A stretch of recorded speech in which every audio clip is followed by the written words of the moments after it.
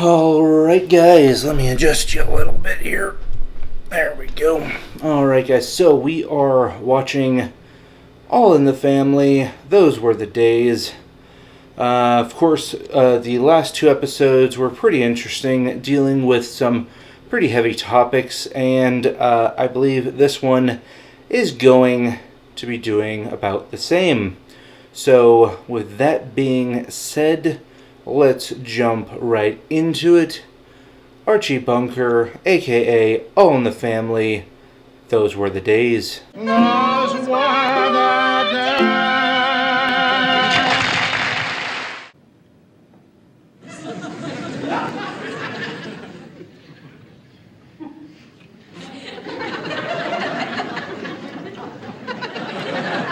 Oh, he's doing the olive finger monster thing. Beats eating them out of jars. Yeah. I used to have an uncle did this all the time and put an olive on every finger of his hand. You know what they used to call him? Vincent. Well, why'd they call him Vincent? That was his name. Then why'd you tell me the thing about... Oh, my God. Well, what do you think they're going to call him? Olive fingers? I mean, we have an olive garden. Yeah. Hey, Mom, when's Daddy coming home? Well, in his own words, when he's GD ready. Fair. Something tells me any second now. Oh, isn't that sweet, Michael? She feels it in her heart. No, I hear it at the door. Yeah. Hi, Arch. Well, what's the matter with you? Nothing. No hello? Even they said hello. They said hi. But you said nothing. Well, I was gonna say good Oh, evening. skip it. Will you skip it? I've learned to expect nothing but aggravation from you anyhow. Wow. It's almost 7. 2 seconds in and he's, already complaining. Except after coffee in the morning. 6 minutes later to the second, watch out. And God forbid I'm in there shaving. Listen, the workings of nature won't wait for no deadbeat who takes all morning to shave. Hey, Remember, I'm not knocking it. I think you're a marvel. You know, I can even set my watch by how long it takes you to belch after a bicarb. Wow. they'd have counted you out already if you'd been in the accident I was just in. Dad? Well, it was this pushy dame, you know the kind, a yenta. Yenta. He means a Jewish person. Oh, them people, they're always rushing around, always in a hurry, trying to get to a sale or something, to save 4 cents. What a tribe. Wow, okay. Stereotypical. Come on, Mom, I'll help you with dinner. Well, I'm glad you weren't hurt, aren't you? Yeah. What do you mean, what a tribe? Forget it, it's irrelevant. He's being bigoted again. Well, I eat better when he's not upset. So once, just this once, could we have a meal without an argument, Michael? You want it? You got it, baby. Daddy and Mom, could you settle down? Now let's just eat.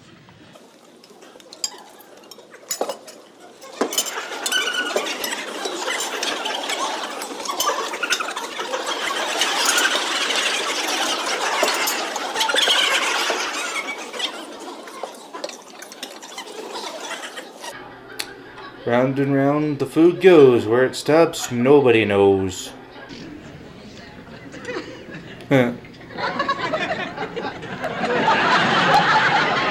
Wow, a lot of ketchup.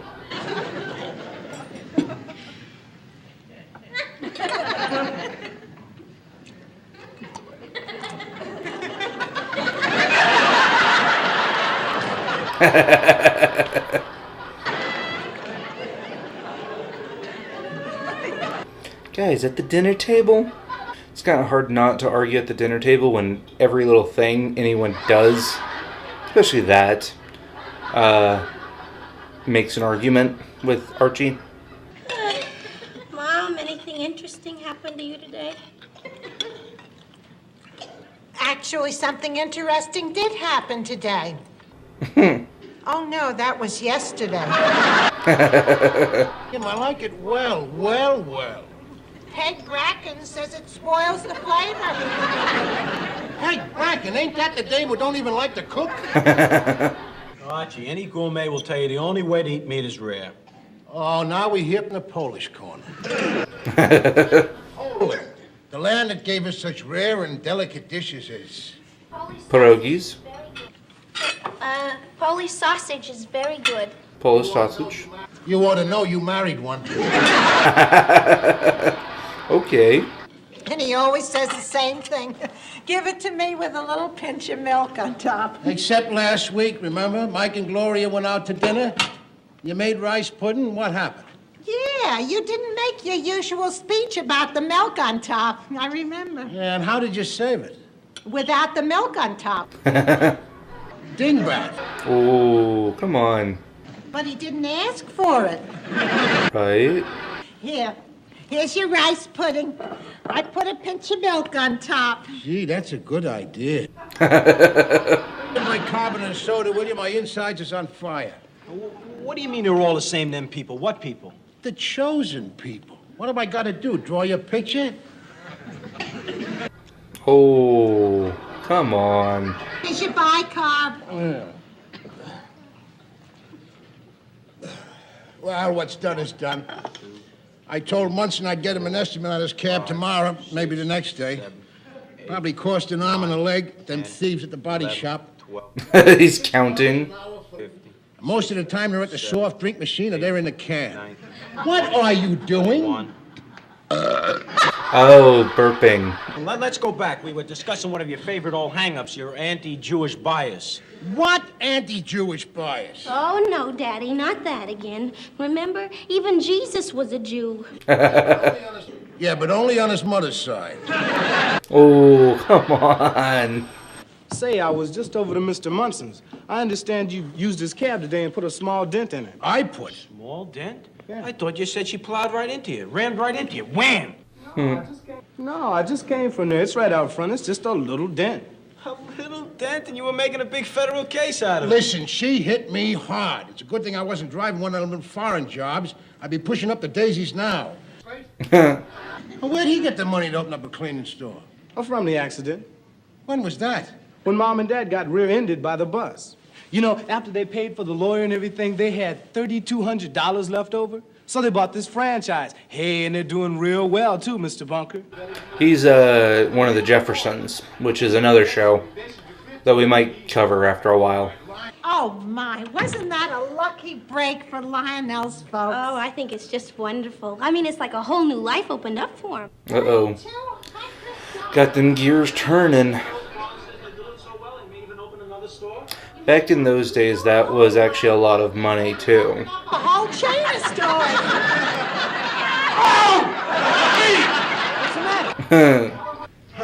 What was that you said about whiplash? If you had whiplash, you would not be able to turn your neck that quick. How could you be dying? You ain't seen a doctor yet. Get me the yellow pages, will you? The yellow pages, but why not somebody you know? Why a stranger? Because sometimes strangers is best. They don't get too close to you, you know what I mean?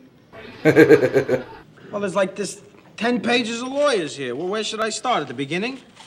No, start at the middle and read out sideways. Lockman, Shapiro, and Stone. Lockman, Shapiro, and Stone. Shapiro's a Jewish name. Here are some of the lyrics. You ready? Whores in this house. There's some whores in this house. There's some whores in this house. There's some whores in this house. Hold up. Okay, so that's Ben Shapiro. In 2007, he graduated from Harvard Law School at the age of 23. Rabinowitz, and Rabinowitz.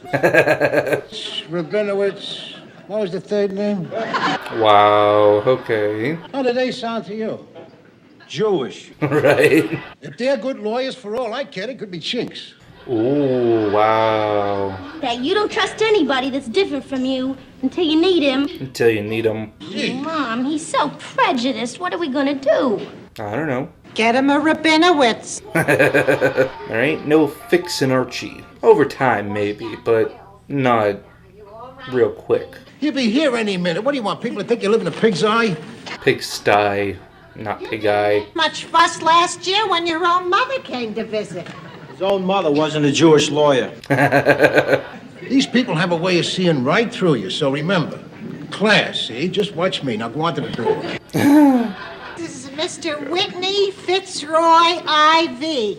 That's Whitney Fitzroy the Fourth. IV is the Roman numeral 4. Oh, I see. So you're Mr. Fitzroy. Yes, uh-huh. Mr. Fitzroy of Rabinowitz, and Yes, Rabinowitz. I don't know where Fitzroy would be from. You comfortable, Mr. Bunker? I make a living.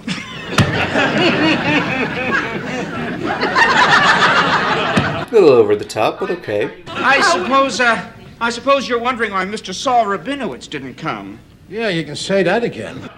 The area that you live in and your name, and well, the office has had clients out this way before, and we thought that you'd be, more comfortable with one of your own. Wow, even they're biased. Oh, I am, well, you might say the token Gentile. The house goy! Wow. You see what I mean? That's where it ends. Seriously. You go back to where you came from and send me a Jew. Okay. He's wearing a neck brace now. We often say, Mr. Bunker, the tree of learning bears the noblest fruit. You hear that? The tree of learning. I read that in a fortune cookie once. Probably made in a Jewish bakery. How come you got this guy, Whitney Fitzroy IV, waiting for you? Because I'm here to tell you, he ain't exactly a friend of the Jewish people. You know? He's friendly enough. Really? He is married to my only daughter. Married into the firm. I beg him not to do the I am the token Gentile bit. And the house goy. Oh, he didn't say that, too. He certainly did. The attorney for the lady that hit him. Clarence the Fifth Marshall. That's Clarence V. Marshall, man. She thought it was a Roman numeral, too. This is where probably it all goes downhill. The Bunker family physician, Dr. Ferguson, confirms that our upper and lower back are in spasm, and the whiplash in our neck is quite severe. It looks like a long, long siege ahead. Yes. You said nothing to me about witnesses, Mr. Bunker. Oh, the kids, you know. Oh, yes, the little children in the playground. Hardly admissible. Yes, but I'm referring to a station wagon filled with nuns. Okay. Well, I was backing up. Now, what difference could that make? Well, if you were backing up, you were going the wrong way in a one-way alley. Uh-oh. Forward. Not according to our witnesses. A station wagon Full of nuns. Yep. Sister Maria Yolanda, Sister Catherine, Sister Jeremy, Sister Rosemary, Sister Teresa. All right. Everybody knows they go around in a mob. Wow, okay. There's an old rule of law, Mr. Bunker. They say it dates back to before the turn of the century. In a court of law, you can't beat a station wagon filled with nuns. That is true.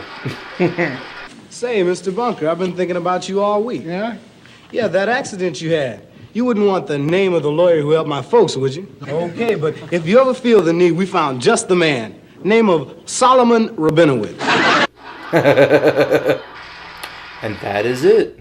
Let's talk about it, guys. Alright, guys, so that is All in the Family, episode 3. And yes, very funny episode. A lot of Archie's typical, or should I say stereotypical, ideologies and, bigotry. So, not too much racism, more so bigotry in this episode. We did have Lionel come by, which is always fun to see him. He is a part, again, of the Jefferson family, which is a spin-off of this one called The Jeffersons, which, if we get through all of the seasons of, or most of the seasons of Archie Bunker, we will do. So what you can do to ensure that is to give this video a like or a thumbs up, and hit the comments if you'd like, and let me know that you want to see more of this content. Archie himself is always, kind of bigoted. He does loosen up and learn from his ignorance, because I personally don't believe that he is bigoted because of any kind of actual racism. Even though he is racist, I don't think he was taught to be that way. I think he's just very ignorant. But I may be wrong. I think that he says these things out of full-on ignorance, not because an assumption, not because of any one certain hate for anyone. But again, that's just my idea. If you have a counter argument, that is fair. Go ahead and comment down below. I would love to hear your side of the personality and person of the one and only Archie Bunker. In this one, he gets into a car accident, as we've seen. He decides to pull a little bit of a scam and say that, he had whiplash. And so he tries to pull that off. And apparently there was some children, which children do tend to lie, so that is inadmissible. But there was also a bus or a Volkswagen or some kind of van that was filled with nuns. And nuns typically don't lie. Or at least you don't expect them to. So, yes. The guy that he hired immediately quit because, well, there's no going up against a bus full of nuns. Archie also made sure that he got a Jewish guy because stereotypically Jewish guys are good at being lawyers. Which is kind of yes and kind of no. I mean, like, there are a few famous lawyers like Ben Shapiro, who was a lawyer, now is a political talk person, political pundit. But that's neither here nor there. Is it stereotypical? Sure. But that's not anything to do with anything. It's just funny that he thought that, and when he got the son-in-law, who was just your stereotypical white guy, he didn't want him because he figured he was going to lose. So there's that. So a lot of bigotry in this episode, and of course, like I said before, there's always bigotry in pretty much every episode. Racism sprinkled in a few episodes, and a lot of episodes actually. But overall, this was a funny episode. We will have to talk about satire and all of that at some point, because a lot of people don't understand satire, which is making fun of people like this, racist people, bigoted people, and such. Morons.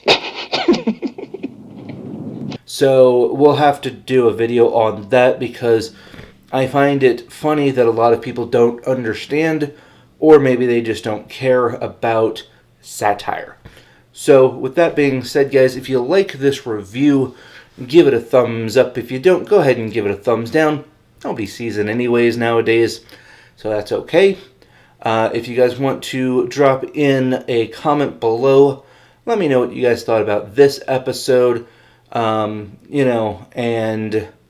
I would love to hear what you guys think about his bigotry, his understanding of the names and things. But let me know down in the comments what you think. But with that, guys, I want to thank all of my subscribers. I want to thank you guys for getting this far in the video, and we will see you next time. Peace.